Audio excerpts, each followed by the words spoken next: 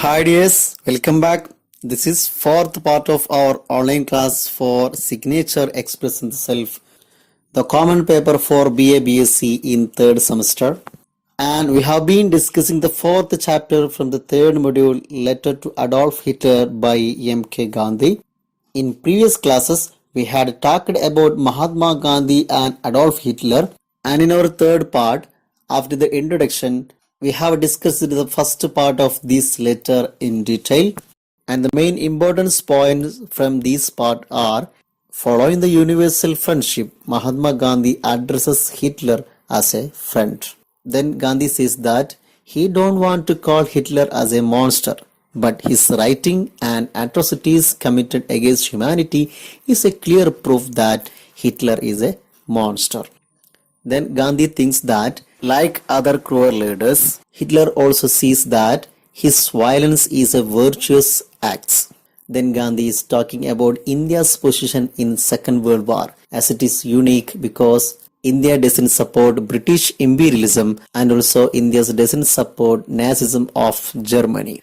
Then Gandhi talked about features of Indian resistance in freedom struggle, as Indian resistance in freedom struggle is to convert British from imperialism, not to defeat them. And Indian methods of non-violence and non-cooperation is indefensible, cannot be defeated. Then Gandhi says that a fair number of men and women in India were not willing to bend their knees before the spoliators, and they stood against them without any ill will, not to kill them or not to defeat them. Yes, these are main points we had discussed in our previous class. In this video, we are going to discuss the next part or the second part or last part of this letter. Okay, in this part, Mahatma Gandhi says that how he effectively implemented non-violent method in Indian freedom struggle, and he succeeded. And this method was very strongest one and right means to combat the most organized violence of British power. We have been trying for the past half a century to throw off the British rule. The movement of the independence has been never so strong as now. We, the Indian people in freedom struggle to achieve self-rule from British government, for freedom from British imperialism, we are fighting with them, especially for the past 50 years, as we are trying to throw off the British rule, to expel, to reject, to renounce British government, British imperialism from the land of India. കഴിഞ്ഞ 50 വർഷത്തോളം British ജനതയെ, British ഇമ്പീരിയലിസത്തെ Indian മണ്ണിൽ നിന്ന് പിഴുതെറിയാൻ വേണ്ടി, പുറത്താക്കാൻ വേണ്ടി ഞങ്ങൾ Indian ജനങ്ങൾ കഴിഞ്ഞ ഏകദേശം 50 വർഷത്തോളമായി തീവ്രമായ ശ്രമത്തിലാണ്. വയലൻസിനെതിരെ ഞങ്ങൾ ശബ്ദിക്കുന്നുണ്ടെങ്കിലും ഞങ്ങൾ ഞങ്ങളുടെ മണ്ണിൽ, പോരാട്ടഭൂമിയിൽ പേടിച്ചിരിക്കുകയല്ല, മറിച്ച് അനീതിക്കെതിരെ ഞങ്ങൾ നിരന്തരമായി ശബ്ദിച്ചു കൊണ്ടിരിക്കുകയാണ്. പ്രത്യേകിച്ച് കഴിഞ്ഞ 50 വർഷത്തോളമായി ഇന്ത്യൻ സമരഭൂമിയിൽ ഇന്ത്യൻ ജനങ്ങൾ എല്ലാ അർത്ഥത്തിലും നിറഞ്ഞു നിൽക്കുകയാണ്. The movement of independence has been never so strong as now. The most powerful political organization, I mean the Indian National Congress, is trying to achieve this end. Indian people under the structured or organized political group, political party, Indian National Congress are very strong. Indian movement, Indian freedom struggle is very strong now. മുമ്പില്ലാത്ത വിധം Indian സ്വാതന്ത്ര്യ സമര പോരാട്ടങ്ങൾ ഇന്ന് വളരെ strong ആണ്. വളരെ ശക്തമായി തന്നെ അതിന്റെ സമരമുറകൾ മുന്നേറിക്കൊണ്ടിരിക്കുന്നു. നേരത്തെ ഇൻട്രൊഡക്ഷൻ പാർട്ടിൽ നമ്മൾ സൂചിപ്പിച്ചതുപോലെ 1921 ഇന്ത്യൻ നാഷണൽ കോൺഗ്രസിന്റെ ലീഡർഷിപ്പിലേക്ക് ഗാന്ധി വന്നതു മുതൽ സമരരീതികൾക്ക് ചില മാറ്റങ്ങൾ വരികയും അതിനുശേഷം അത് കൂടുതൽ കരുത്താർജിക്കുകയും ചെയ്തിരുന്നു. Yes, under their leadership Indians are trying to achieve the end of Indian freedom struggle. Indian സ്വാതന്ത്ര്യ സമര പോരാട്ടത്തിന്റെ അവസാനങ്ങളിലേക്ക്, അതിന്റെ വിജയങ്ങളിലേക്ക് ഇതാ ഞങ്ങൾ കോൺഗ്രസിന്റെ നേതൃത്വത്തിൽ ഞങ്ങൾ വളരെ ശക്തമായി മുന്നേറിക്കൊണ്ടിരിക്കുകയാണ്. അതിന്റെ അവസാന വിജയത്തിലേക്ക് ഞങ്ങൾ എത്തിക്കൊണ്ടിരിക്കുകയാണ്. We have attained a very fair measure of success through non-violent effort. By non-violent method, we have attained a good amount of success in our freedom struggle. ലോകത്തുള്ള അനീതിയെ ചെറുക്കാൻ, വിവേചനത്തെ പ്രതിരോധിക്കാൻ വയലന്റ് മെത്തേഡിലൂടെ മാത്രമേ സാധിക്കുകയുള്ളൂ എന്ന് ചിലരെങ്കിലും വിശ്വസിക്കുന്നുണ്ടാവാം. പക്ഷേ ഇന്ത്യൻ സ്വാതന്ത്ര്യ സമരത്തിൽ, ബ്രിട്ടീഷുകാരോടുള്ള സമരത്തിൽ നൺ വയലന്റ് സമരത്തിലൂടെ തന്നെ തീർച്ചയായും ഞങ്ങൾ വലിയ വിജയം തന്നെ നേടിയിട്ടുണ്ട്. We are groping for the right means to combat the most organized violence in the world which the British power represent. We are searching, we are attempting to find the best weapon, best tool, best means to combat the most organized violence of British power. To fight with them, to struggle with them. Groping, പരതുക, അന്വേഷിക്കുക. നേരത്തെ നാം പറഞ്ഞതുപോലെ ലോകത്തിന്റെ ഏകദേശം 1/5 ഭാഗം വരെ British അധീനതയിൽ, British ഇമ്പീരിയലിസത്തിന്റെ കീഴിൽ കഴിഞ്ഞിരുന്ന കാലമാണ്. അതുകൊണ്ട് തന്നെ അത്തരമൊരു വലിയ ശക്തിയുമായി പോരാടാൻ, അവരുടെ പോരാട്ടങ്ങളെ ചെറുക്കാനുള്ള ഏറ്റവും റൈറ്റ് മീൻസ് ഏതാണെന്ന് ഞങ്ങൾ അന്വേഷിച്ചു കൊണ്ടിരിക്കുകയാണ്. And you have challenged it. You invited them to take part in the battle. You disputed with them. ലോകത്തിലെ ഇത്ര വലിയൊരു ശക്തിയാണ് നിങ്ങൾ വെല്ലുവിളിച്ചിരിക്കുന്നത്. അവരോടാണ് നിങ്ങൾ സമരാഹ്വാനം നടത്തിയിരിക്കുന്നത്. It remain to be seen which is the better organized, the German or British. Yes, we have to wait to know who is the most powerful, who is the better organized, the German or the British. അതിനാൽ തന്നെ തുടർന്നുള്ള ദിവസങ്ങളിൽ നമുക്ക് കാത്തിരിക്കേണ്ടി വരും. ആരാണ് ഏറ്റവും powerful ആയ, ആരാണ് ഏറ്റവും ബെറ്റർ ഓർഗനൈസ്ഡ് ആയ ടീം എന്ന്, ജർമ്മനാണോ ബ്രിട്ടീഷാണോ എന്ന്. യഥാർത്ഥത്തിൽ ബ്രിട്ടീഷുകാരുടെ പവറും ശക്തിയും അവരുടെ ഓർഗനൈസിംഗ് ഫോമൊക്കെ വളരെ കൃത്യമായി മനസ്സിലാക്കിയവരാണ് മഹാത്മാഗാന്ധിയും ഇന്ത്യക്കാരും. അതിനാൽ തന്നെ അവരുടെ മുമ്പിൽ നിങ്ങൾക്ക് പിടിച്ചു നിൽക്കാൻ കഴിയില്ല എന്നാണ് ഗാന്ധി പറയുന്നത്. We know what the British heel means for us and the non European races of the world. But we would never wish to end the British rule with the German aid. Yes, we Indians have been under the British rule for long period. So we know very well the power of British rule. We know how cruel they are. We know how they are structured. And we know how they are more powerful. ഒരുപാട് കാലമായി British ഇമ്പീരിയലിസത്തിന് കീഴിലായി, അവരുടെ ഹീലിന് കീഴിലായി ഞങ്ങൾ അടിച്ചമർത്തപ്പെട്ടുകൊണ്ടിരിക്കുകയാണ്. അതുപോലെ തന്നെ European ജനതയും എന്താണ് ഞങ്ങളെ കൊണ്ട് ഉദ്ദേശിക്കുന്നത് ഞങ്ങൾക്കറിയാം. പക്ഷേ we would not never wish to end the British rule with the German aid. ഒരിക്കലും ജർമ്മൻ സഹായം, നാസിസ്റ്റുകാരുടെ സഹായം ഞങ്ങൾ ആവശ്യപ്പെടില്ല എന്നാണ് ഗാന്ധി പറയുന്നത്. Because you are also cruel and you follow violent method. നിങ്ങളും ബ്രിട്ടീഷുകാരെ പോലെ, അല്ലെങ്കിൽ അതിനേക്കാൾ അധികമായി ഹിംസയുടെ മാർഗമാണ് സ്വീകരിച്ചു കൊണ്ടിരിക്കുന്നത്. അതിനാൽ ഇന്ത്യയിൽ സമാധാനം സ്ഥാപിക്കാൻ അതിനേക്കാൾ അക്രമകാരികളായ ജർമ്മനിയുടെ സഹായം ഞങ്ങൾ ഒരിക്കലും ആവശ്യപ്പെടില്ല. We found in non-violence a force which, if organized, can without doubt match itself against a combination of all the most violent force in the world. Yes, we are sure that the method of non-violence is strongest one than any other method of violence. We see a force in non-violence, if organized, which can defeat any violent force in the world. ഇന്ത്യയിൽ ഞങ്ങൾ തുടർന്നു കൊണ്ടിരിക്കുന്ന none violence മെത്തേഡിൽ ഒരു വലിയ ശക്തി, ഒരു കരുത്ത് ഞങ്ങൾ കാണുന്നു. അതൊന്നുകൂടെ ഓർഗനൈസ്ഡായി, അതൊന്നുകൂടി പ്ലാൻ ചെയ്ത് ഞങ്ങൾ മുന്നോട്ട് പോവുകയാണെങ്കിൽ ഞങ്ങൾക്ക് ഉറപ്പാണ് ലോകത്തുള്ള ഒരു വയലന്റ് ഫോഴ്സിനും ഞങ്ങളെ അതിജയിക്കാൻ കഴിയാത്ത വിധം ശക്തമായിരിക്കും ഈ നൺ വയലൻസ് മെത്തേഡ് എന്നാണ് ഗാന്ധി പറയുന്നത്. In non-violent technique, as I have said, there is no such thing as defeat. It is all do or die without killing or hurting. It can be used practically without money and obviously without the aid of science of destruction, which you have brought to such perfection. Yes, here Gandhi is describing features of non-violent method. Non-violent methodന്റെ പ്രത്യേകതകൾ, അതിന്റെ features Gandhi പറയുകയാണ്. ആ method എത്രത്തോളം perfect ആണ്, എത്രത്തോളം ഉന്നതമാണെന്ന് ഗാന്ധി ഇവിടെ വിവരിക്കുകയാണ്. നേരത്തെ നാം പറഞ്ഞതുപോലെ there is no defeat. non-violent മെത്തേഡിൽ ഒരിക്കലും പരാജയം എന്ന ഒരു കാര്യമില്ല. കാരണം പരാജയം സംഭവിക്കണമെങ്കിൽ മത്സരം നടക്കണം. ഇവിടെ മത്സരം തന്നെ നടക്കാത്തത് കൊണ്ട് അവിടെ പരാജയം എന്ന കാര്യം ഇല്ല എന്നതാണ് ഗാന്ധി പറയുന്നത്. നേരത്തെ നാം അത് വിശദീകരിച്ചതാണ്. The next features is it is all do or die without killing or hurting. മറ്റുള്ളവരെ ഹേർട്ട് ചെയ്യാതെ, വേദനിപ്പിക്കാതെ, പ്രയാസപ്പെടുത്താതെ, അല്ലെങ്കിൽ അവരെ കില്ല് ചെയ്യാതെ, അവരുടെ നാശം ആഗ്രഹിക്കാതെ ഡു ഓർ ഡൈ മെത്തേഡാണ്. അതായത് ഈ അനീതികൾക്കെതിരെ നൺ വയലന്റ് മെത്തേഡിലൂടെ ഒന്നെങ്കിൽ ഞങ്ങൾ സമരം ചെയ്ത് റെസിസ്റ്റ് ചെയ്ത് നിൽക്കും, അല്ലെങ്കിൽ ഞങ്ങൾ അതിന് കഴിയാതെ മരിക്കേണ്ടി വരും. എന്നിരുന്നാൽ പോലും മറ്റുള്ളവരെ വേദനിപ്പിക്കുക എന്നത് ഞങ്ങളുടെ മെത്തേഡല്ല. Next, it can be used practically without money or obviously without the aid of science of destruction. There is no requirement of money to follow this method. ഈ ഒരു മെത്തേഡിലൂടെ സമരം ചെയ്യാൻ ഒരിക്കലും പണം നമുക്ക് ആവശ്യമില്ല.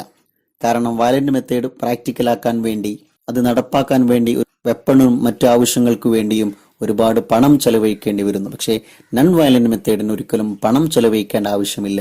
അതുപോലെ സയൻസ് ഓഫ് ഡിസ്ട്രക്ഷന്റെയും ആവശ്യമില്ല. നേരത്തെ ഹിറ്റ്ലറിന്റെ ഹോളോകോസ്റ്റിനെ പറ്റി പറഞ്ഞപ്പോൾ നാം പറഞ്ഞിട്ടുണ്ടായിരുന്നു, മനുഷ്യരെ ഈ ലോകത്തുനിന്ന് ഉന്മൂലനം ചെയ്യാൻ, കൊന്നു തീർക്കാൻ വേണ്ടി ഒരുപാട് രീതികൾ അദ്ദേഹം ആവിഷ്കരിച്ചിട്ടുണ്ടായിരുന്നു. അതിൽ പഠനം നടത്തുകയും പുതിയ രീതികൾ നിരന്തരം ആവിഷ്കരിക്കുകയും ചെയ്തിട്ടുണ്ടായിരുന്നു. അങ്ങനെയാണ് അവസാനം അദ്ദേഹം ഗ്യാസ് ചാമ്പറിലേക്ക് എത്തിച്ചേരുന്നത്. പക്ഷെ ഇത്തരത്തിലുള്ള മനുഷ്യരെ തകർക്കാൻ വേണ്ടിയുള്ള പരിജ്ഞാനം നേടേണ്ട ആവശ്യകത നൺ വയലന്റ് മെത്തേഡിൽ ഇല്ല എന്നാണ് ഗാന്ധി പറയുന്നത്. Which you have to bro to such perfection. മനുഷ്യരെ കൊന്നു തീർക്കാൻ വേണ്ടി നിങ്ങൾ അത് പെർഫെക്റ്റ് ആക്കാൻ വേണ്ടിയിട്ട് സയൻസ് ഓഫ് ഡിസ്ട്രക്ഷനിൽ ഒരുപാട് അന്വേഷണങ്ങളും പഠനം നടത്തിയിട്ടുണ്ടായിരുന്നു. പക്ഷേ അത്തരത്തിലുള്ള അന്വേഷണങ്ങളും പഠനങ്ങളും ഞങ്ങൾക്ക് ആവശ്യമില്ല എന്നാണ് ഗാന്ധി പറയുന്നത്. It is marvel to me that you do not see that it is nobody's monopoly. If not the British, some other power will certainly improve your own method and beat you with your own weapon. Mahatma Gandhi warned Adolf Hitler that you act or live in the world as the world is monopoly to you forever, or the world is belong to you forever. You think that you have an exclusive control over the world forever, but the world is nobody's monopoly. ലോകം ആരുടെയും കുത്തകയല്ല. ഇന്ന് ആർക്കെങ്കിലും ഏതെങ്കിലും ഭാഗങ്ങൾ ജയിച്ചടക്കാൻ സാധിച്ചിട്ടുണ്ടെങ്കിൽ നാളെ മറ്റൊരാൾ വന്ന് ആ ശക്തിയെയും ജയിച്ചടക്കും. അതിനാൽ തന്നെ ലോകം ആരുടെയും പരിപൂർണ അവകാശമായി, ആരുടെയും കുത്തകയായി കാലാകാലം നിലനിൽക്കില്ല. ഇന്നൊരു ശക്തിയാണെങ്കിൽ നാളെ മറ്റൊരു ശക്തി വന്ന് അതിനെ ജയിച്ചടക്കും. ആ ഒരു ബോധത്തോടു കൂടിയാണ് നാം ഭൂമിയിൽ ജീവിക്കേണ്ടതും മറ്റുള്ളവരോട് പെരുമാറേണ്ടതും എന്നാണ് ഗാന്ധി പറയുന്നത്. അതിനാൽ തന്നെ ഈ വയലന്റ് മെത്തേഡിലൂടെ നിങ്ങൾ വീണ്ടും മുന്നോട്ട് പോവുകയാണെങ്കിൽ ഒന്നുകിൽ ബ്രിട്ടൻ അല്ലെങ്കിൽ some other power will certainly improve your own method. ആയുധങ്ങൾ കൊണ്ടുള്ള സമരമാർഗത്തെ, വയലന്റ് മെത്തേഡിനെ മറ്റൊരു ശക്തിയോ വന്ന് ജയിച്ചടക്കുക തന്നെ ചെയ്യും. നിങ്ങളുടെ അതേ ആയുധങ്ങൾ ഉപയോഗിച്ച് നിങ്ങളെ അവർ പരാജയപ്പെടുത്തുക തന്നെ ചെയ്യുമെന്നാണ് ഗാന്ധി പറയുന്നത്. അതുകൊണ്ട് ആ ഒരു ബോധത്തോടു കൂടിയാവണം മറ്റുള്ളവരോട് നാം പെരുമാറേണ്ടത് എന്നാണ് ഗാന്ധി ഉപദേശിക്കുന്നത്. You are leaving no legacy to your people of which they would feel proud. They cannot take pride in a recital of cruel deed, however skillfully planned. Yes, you leave no legacy to your next generation of German people or other. നിങ്ങളുടെ വരാനിരിക്കുന്ന German ജനതക്ക് അല്ലെങ്കിൽ മറ്റു ലോക ജനതക്ക് നിങ്ങൾ ലോകത്ത് ചെയ്ത പ്രവർത്തനങ്ങളെ കുറിച്ച് മനസ്സിലാക്കുമ്പോൾ അവർക്ക് പ്രൗഡ് തോന്നുന്ന വേർത്ത്, എസ്റ്റീം, ഡിഗ്നിറ്റി, ഒരു മഹത്വവും ആദരവും പ്രതാപവും നിങ്ങളെക്കുറിച്ച് നിങ്ങളുടെ പ്രവർത്തനങ്ങളിൽ തോന്നുന്ന ഒരു പാരമ്പര്യവും ഒരു ലെഗസിയും ഒരു ഹെറിറ്റേജും നിങ്ങൾക്ക് കൈമാറാൻ കഴിയില്ല. നിങ്ങളെക്കുറിച്ച് ഓർക്കുമ്പോൾ അത്തരം നല്ല ഓർമ്മകളല്ല വരും തലമുറക്കുണ്ടാവുക എന്ന് ഗാന്ധി ഓർമ്മപ്പെടുത്തുന്നു. നാം ഈ ലോകത്തുനിന്ന് മരണപ്പെട്ടാലും ജീവിതകാലത്ത് നാം എന്തു ചെയ്തിരുന്നു എന്ന് നോക്കിയാണ് ജനങ്ങൾ നമ്മെ വിലയിരുത്തുന്നത്. What kind of signature we left behind us. എന്ത് തരത്തിലുള്ള കയ്യൊപ്പുകളാണ് നാം ഇവിടെ ചാർത്തിപ്പോയത് എന്നാണ് ജനങ്ങൾ നമ്മെ കുറിച്ച് പറയുന്നത്.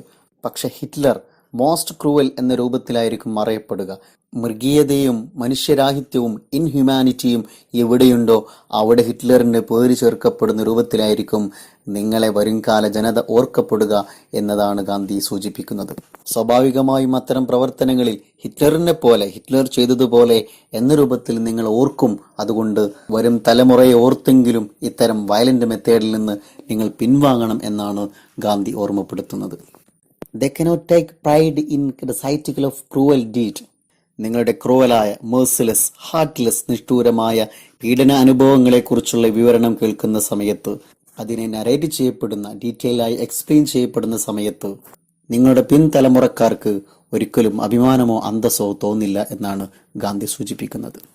മനുഷ്യരെ കൊന്നൊടുക്കാൻ വേണ്ടി എത്ര സ്കിൽഫുള്ളിയായി നിങ്ങൾ പ്ലാൻ ചെയ്തു എന്ന് ആരും ഒരു സൽപ്രവൃത്തിയായി വിലയിരുത്തപ്പെടുക തന്നെയില്ല. I therefore appeal to you in the name of humanity to stop the war. You will lose nothing by referring all the matters of dispute between you and the Great Britain to an international tribunal of your joint choice. So hereby I requesting you for the humanity's sake, not for the Indian sake, to stop the war. മൊത്തം ലോക ജനതയ്ക്ക് വേണ്ടി നിങ്ങളോട് ഞാൻ യുദ്ധം അവസാനിപ്പിക്കാൻ വേണ്ടി ആവശ്യപ്പെടുകയാണ്. ഗ്രേറ്റ് ബ്രിട്ടന്റെയും നിങ്ങൾക്കുമിടയിൽ ഏതെങ്കിലും തരത്തിൽ ഡിസ്പ്യൂട്ടുകൾ, ഡിസഗ്രിമെന്റുകൾ, കോൺട്രവേഴ്സികൾ നിലനിൽക്കുന്നുണ്ടെങ്കിൽ അത് പരിഹരിക്കാനായി നിങ്ങൾ രണ്ടുപേരും തൃപ്തിപ്പെടുന്ന, അംഗീകരിക്കുന്ന ഒരു ഇന്റർനാഷണൽ ട്രൈബ്യൂണലിലേക്ക്, ഒരു നീതിന്യായ കോടതിയിലേക്ക് ആ വിഷയങ്ങൾ പരിഹരിക്കാനായി മുന്നോട്ട് വെക്കണം. അതിൽ നിങ്ങൾക്ക് ഒന്നും നഷ്ടപ്പെടാനില്ല എന്നുമാണ് ഗാന്ധി സൂചിപ്പിക്കുന്നത്. മറിച്ച് ഈ രീതിയിലുള്ള വയലന്റ് മെത്തേഡിലൂടെ നിങ്ങൾ വീണ്ടും മുന്നോട്ട് പോവുകയാണെങ്കിൽ അത് എല്ലാ അർത്ഥത്തിലുള്ള വലിയ നാശത്തിലേക്കായിരിക്കും നീങ്ങുക. If you attain success in the war, it will not prove that you were the right. It will only prove that your power of destruction was greater. Whereas an award by impartial tribunal will show as far as it is humanly possible which party was in the right. മറിച്ച് ഇങ്ങനെയുള്ള violent മെത്തേഡിലൂടെ നിങ്ങൾ മുന്നോട്ട് പോവുകയും അടിച്ചമർത്തുകയും ജനങ്ങളെ കൊന്നൊടുക്കുകയും ചെയ്ത് യുദ്ധങ്ങളിൽ മറ്റുള്ള രാജ്യങ്ങളുമായി പോരാട്ടങ്ങളിൽ നിങ്ങൾ അതിജയിക്കുന്നുവെങ്കിൽ അതൊരിക്കലും നിങ്ങളുടെ ഭാഗത്താണ് ശരി, നിങ്ങളുടെ ഭാഗത്താണ് ന്യായം എന്നതിന് തെളിവല്ല. It's only prove that your power of destruction was greater. മറ്റുള്ളവരെ അടിച്ചമർത്താനും തകർക്കാനും ശക്തി നിങ്ങൾക്കുണ്ട് എന്ന് മാത്രമാണ് യുദ്ധങ്ങളിലെ വിജയം സൂചിപ്പിക്കുന്നത് എന്നാണ് ഗാന്ധി പറയുന്നത്. എന്നാൽ നാം നേരത്തെ പറഞ്ഞതുപോലെ നിങ്ങൾക്കിടയിലുള്ള ഡിസ്പ്യൂട്ടുകൾ പരിഹരിക്കാനായി, സോൾവ് ചെയ്യാനായി നിങ്ങളുടെ ജോയിന്റ് ചോയ്സായ ഇന്റർനാഷണൽ ട്രൈബ്യൂണലിന് മുന്നിൽ വെക്കുകയും ആ ഇമ്പാർഷ്യലായ, നോട്ട് ബയാസിൽ, നോട്ട് പാർഷ്യലായ ആ ട്രൈബ്യൂണൽ ഒരു അവാർഡ്, ഒരു ജഡ്ജ്മെന്റ്, ഒരു സെന്റൻസ് പുറപ്പെടുവിക്കുകയും ചെയ്താൽ വിച്ച് പാർട്ടി ഈസ് റൈറ്റ്, ആരുടെ ഭാഗത്താണ് ന്യായം എന്ന് ഹ്യൂമൻലി പോസിബിളായ രൂപത്തിൽ വളരെ കൃത്യമായി പറയുന്ന വിധിയായിരിക്കും. അത് നാം അംഗീകരിക്കുകയും അതുമായി മുന്നോട്ട് പോവാൻ നാം തയ്യാറാവണമെന്നുമാണ് ഗാന്ധി പറയുന്നത്. You know that not long ago I made an appeal to every Briton to accept my method of non-violent resistance. I did because the British know me as a friend, though a rebel. Gandhi says Hitler that I am appealing you to stop war and or reject violent method and accept non-violent method. But I had requested the same or I had appealed the same to British also.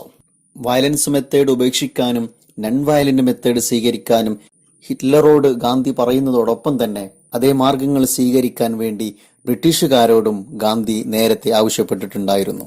കാരണം British know Gandhi as a friend though a rebel. ഒരു വിപ്ലവകാരിയാണെങ്കിലും ഒരു വിമോചകനാണെങ്കിലും അവരുടെ ദുർഭരണത്തെ resist ചെയ്യുന്ന വിപ്ലവകാരിയാണെങ്കിലും ഗാന്ധി അവർക്കൊരു ഫ്രണ്ടായിരുന്നു എന്നുകൊണ്ട് തന്നെ ആ ഒരു സ്വാതന്ത്ര്യവും ആ ഒരു സൗഹാർദ്ദവും മനസ്സിലാക്കി നേരത്തെ തന്നെ Gandhi non violent method of resistance accept ചെയ്യാൻ നേരത്തെ തന്നെ ഗാന്ധി ആവശ്യപ്പെട്ടിട്ടുണ്ടായിരുന്നു. But I am a stranger to you and to your people. പക്ഷേ നിങ്ങളെ സംബന്ധിച്ചിടത്തോളം, നിങ്ങൾ ജർമ്മൻ പീപ്പിളിനെ സംബന്ധിച്ചിടത്തോളം ഞാനൊരു സ്ട്രേഞ്ചറാണ്. നേരത്തെ ഫ്രണ്ട് എന്ന് അഡ്രസ് ചെയ്താണ് ഗാന്ധി കത്തെഴുതിയിട്ടുള്ളത് എങ്കിൽ പോലും ഹിറ്റ്ലറെ സംബന്ധിച്ചിടത്തോളം ഗാന്ധി ഒരു സ്ട്രേഞ്ച് ഫ്രണ്ടാണ്. എന്നാൽ ബ്രിട്ടീഷുകാരെ സംബന്ധിച്ചിടത്തോളം ഒരു നോയിങ് ഫ്രണ്ടാണ്. അതിനാൽ തന്നെ ആ സ്വാതന്ത്ര്യവും അധികാരവും വെച്ച് തന്നെ നേരത്തെ ഗാന്ധി ആവശ്യപ്പെട്ടിട്ടുണ്ടായിരുന്നു. But I have no the courage to make you the appeal I made to every Briton. നമുക്കിടയിൽ അത്തരത്തിലുള്ള സൗഹൃദങ്ങൾ നിലനിൽക്കാത്തത് കൊണ്ട് തന്നെ ബ്രിട്ടനോട് ആവശ്യപ്പെട്ട അതേ കറേജോടുകൂടി, അതേ അധികാരത്തോടുകൂടി നിങ്ങളോട് എനിക്ക് അപ്പീൽ ചെയ്യുന്നതിൽ ചില പരിമിതികളുണ്ട്.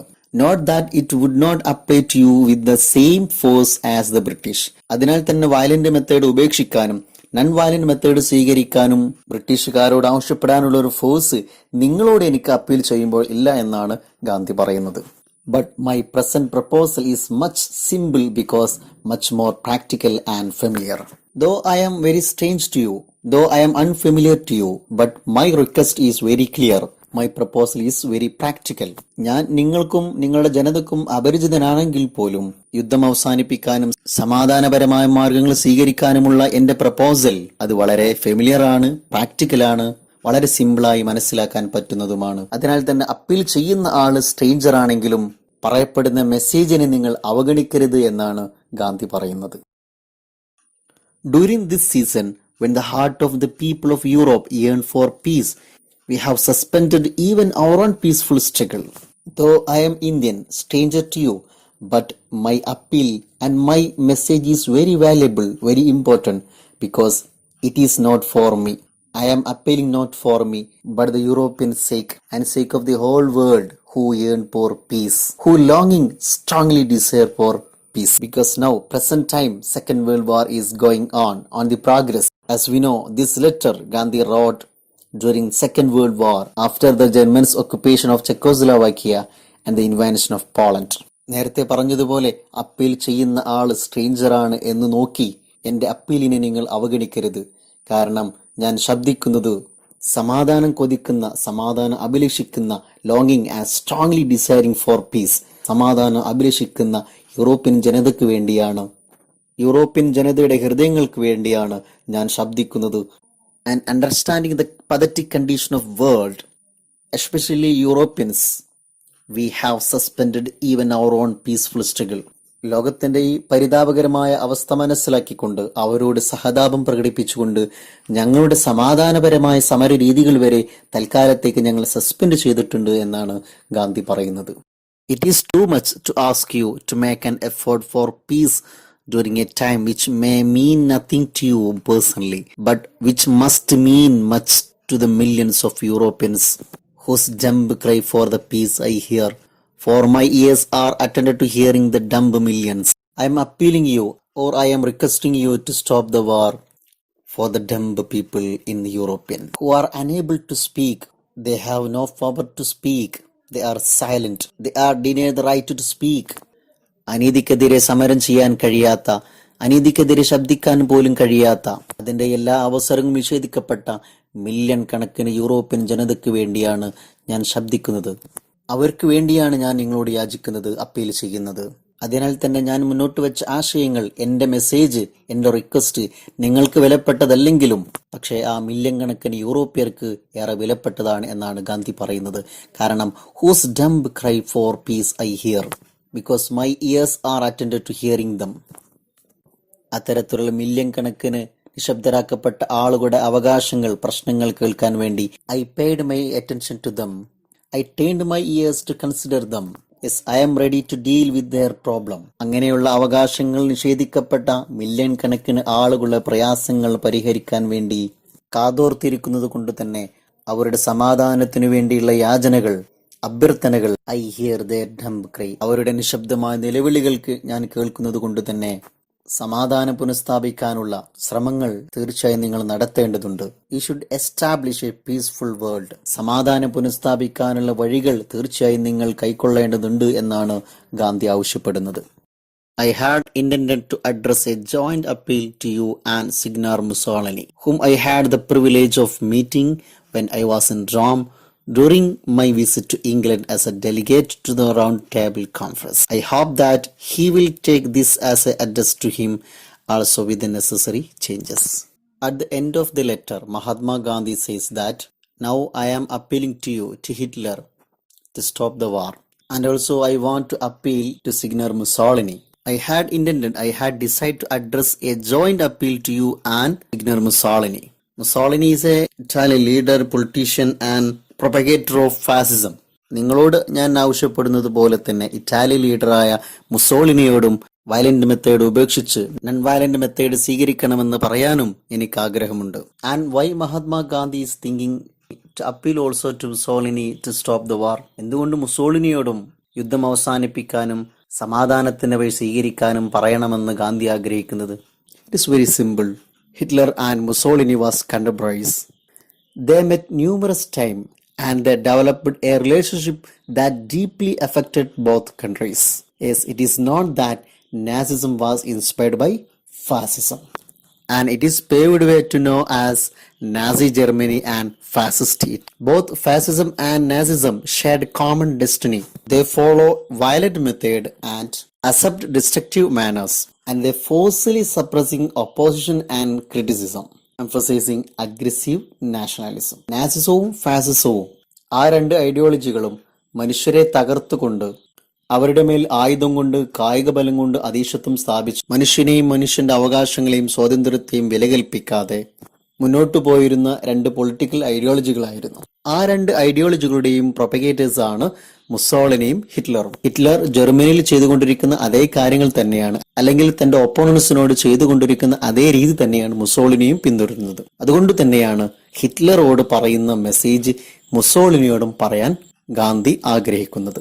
whom I had the privilege of meeting when I was in Rome during my visit to England as a delegate to the Round Table Conference. If there is a particular benefits or advantage or favor, I had fortunate opportunity to meet him when I was in Rome. When I reached there as a Indian authorized representative to the Round Table Conference.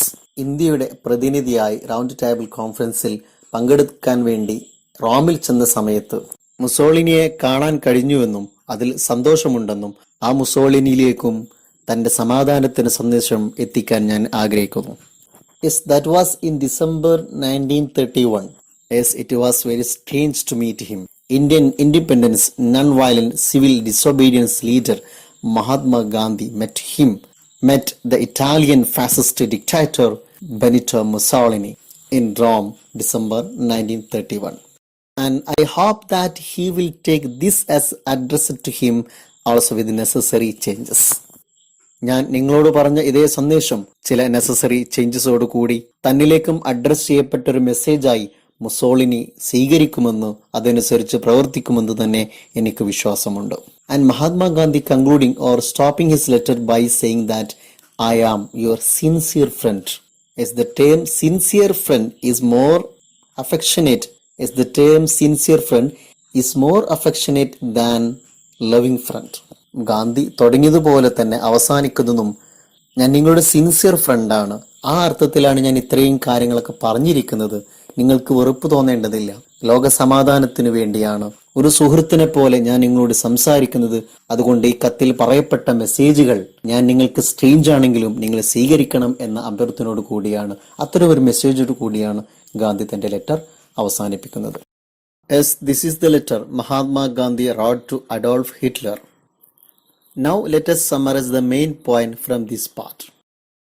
The movement of independence of India is very strong now and attained a very fair of measure of success through non-violent effort. അഹിംസക്കെതിരെ ഞങ്ങൾ സംസാരിക്കുന്നുണ്ടെങ്കിലും ഞങ്ങൾ പേടിച്ചിരിക്കുന്നവരല്ല. അനീതിക്കെതിരെ, British ഇമ്പീരിയലിസത്തിനെതിരെ അടിയുറച്ചു പോരാടുന്നവരും ഇന്ത്യയിലെ സ്വാതന്ത്ര്യ സമര പോരാട്ടങ്ങൾ കൂടുതൽ ശക്തിയാർജിച്ചു വരികയും none violent എഫോർട്ടിലൂടെ തന്നെ സമാധാനപരമായ അഹിംസ മാർഗത്തിലൂടെ തന്നെ ഇത്തരം സമര പോരാട്ടങ്ങളിൽ വലിയ വിജയങ്ങൾ ഞങ്ങൾ നേടുകയും ചെയ്യുന്നുവെന്ന് ഗാന്ധി ഇതിന്റെ ആദ്യ ഭാഗത്തിൽ പറയുന്നു. Then the right mean to combat the most organized violence of British imperialism is non-violent method. But Hitler opposed them with violent method. വളരെ സ്ട്രക്ചേർഡ് ആയ, ഓർഗനൈസ്ഡ് ആയ ലോകത്തെ ഒരു വലിയ ശക്തിയാണ് ബ്രിട്ടീഷുകാർ. അതിനാൽ തന്നെ ആയുധങ്ങൾ കൊണ്ട് അവരെ കീഴ്പ്പെടുത്താൻ സാധ്യമല്ല. അതിനാൽ മഹാത്മാഗാന്ധി ഇന്ത്യക്കാർ വിചാരിക്കുന്നത് ലോകത്തെ ഏറ്റവും സ്ട്രോങ് ആയ ബ്രിട്ടീഷ് ഇമ്പീരിയലിസത്തോട് പോരാടാൻ ഏറ്റവും ബെസ്റ്റ് വെപ്പൺ, ഏറ്റവും റൈറ്റ് വെപ്പൺ എന്നത് നൺ വയലന്റ് മെത്തേഡ് ആണ്. എന്നാൽ ബ്രിട്ടീഷുകാരുടെ ആ പവർ തിരിച്ചറിയാതെയാണ് ഹിറ്റ്ലർ വയലന്റ് മെത്തേഡിലൂടെ തന്നെ അവരോട് പോരാടുന്നത് എന്നാണ് ഗാന്ധി പറയുന്നത്. India knows the heel of British rule well, but we never seek the help from Germany and any other equally violence to defeat British ഇമ്പീരിയലിസത്തിന്റെ കീഴിൽ, അവരുടെ കാൽച്ചുവട്ടിന് കീഴിൽ ഏറെ പ്രയാസകരമായ ജീവിതമാണ് ഇന്ത്യക്കാർ ഞങ്ങൾ നയിച്ചുകൊണ്ടിരിക്കുന്നത്. പക്ഷെ ആ ബ്രിട്ടീഷ് ഇമ്പീരിയലിസത്തെ പരാജയപ്പെടുത്താൻ വേണ്ടി ഒരിക്കലും അതിനേക്കാൾ അക്രമകാരികളായ ജർമ്മനിയെയോ വയലന്റ് മെത്തേഡ് സ്വീകരിക്കുന്ന മറ്റു ശക്തികളെയോ സഹായത്തിന് ഞങ്ങൾ വിളിക്കില്ല എന്നാണ് ഗാന്ധി പറയുന്നത്. കാരണം ഹിംസയെ ഒരിക്കലും ഹിംസ കൊണ്ടല്ല നേരിടേണ്ടത് എന്നാണ് ഗാന്ധി വിശ്വസിക്കുന്നത്. Then Gandhi explained the features of non-violent struggle. Non-violent മെത്തേഡിന്റെ ഫീച്ചേഴ്സുകൾ നാം ഡീറ്റെയിൽ ആയി ക്ലാസ്സിൽ പറഞ്ഞിട്ടുണ്ട്. Then Hitler fails to realize that the world is nobody's monopoly and it astonishes Mahatma Gandhi. British or some other force would strengthen and defeat him. ലോകം ആരുടെയും മൊണോപ്പൊളിയല്ല, കുത്തകയല്ല എന്ന് നാം തീർച്ചയായും തിരിച്ചറിയേണ്ടിയിരിക്കുന്നു. ഇന്ന് ചിലരുടെ കൈകളിലാണ് അധികാരവും ശക്തിയും എങ്കിൽ നാളെ അത് മറ്റാരിലെങ്കിലും ആയിരിക്കും. ഒന്നുകിൽ ബ്രിട്ടീഷുകാർ അല്ലെങ്കിൽ അതുപോലത്തെ മറ്റു ശക്തികൾ വന്ന് നിങ്ങളെക്കാൾ ശക്തരാവുകയും നിങ്ങളെ പരാജയപ്പെടുത്തുകയും ചെയ്യും. അതുകൊണ്ട് ഇന്ന് നമുക്ക് ലഭ്യമായ സൗകര്യങ്ങൾ ഉപയോഗിച്ച്, അധികാരങ്ങൾ ഉപയോഗിച്ച് നാളെ നാം തകർക്കപ്പെടുമെന്ന ബോധത്തോടു കൂടിയാവണം പെരുമാറേണ്ടത് എന്നതാണ് ഗാന്ധി സൂചിപ്പിക്കുന്നത്. Then Hitler leaves no legacy to his people through what he does. ലോകത്ത് ഹിറ്റ്ലർ ചെയ്തുകൊണ്ടിരിക്കുന്ന ക്രൂരമായ പ്രവർത്തനങ്ങൾ പിന്നീട് അദ്ദേഹത്തിന്റെ പിൻഗാമികൾ വായിക്കപ്പെടുമ്പോൾ ഒരിക്കലും ഒരു പൈതൃകമോ ഓർക്കുന്ന നല്ല ഓർമ്മകളോ കൈമാറിയല്ല അദ്ദേഹം മറഞ്ഞു പോകുന്നത്. പിൻഗാമികൾക്ക് ഓർക്കാൻ പറ്റുന്ന നല്ല ഓർമ്മകൾ ബാക്കിയാക്കിയാവണം മറഞ്ഞു പോകേണ്ടത് എന്നാണ് ഗാന്ധി ഓർമ്മപ്പെടുത്തുന്നത്. Then Gandhi appeals to Hitler to stop war in the name of humanity. And the success in the war does not make one right, but it only proves that the power of destruction is greater.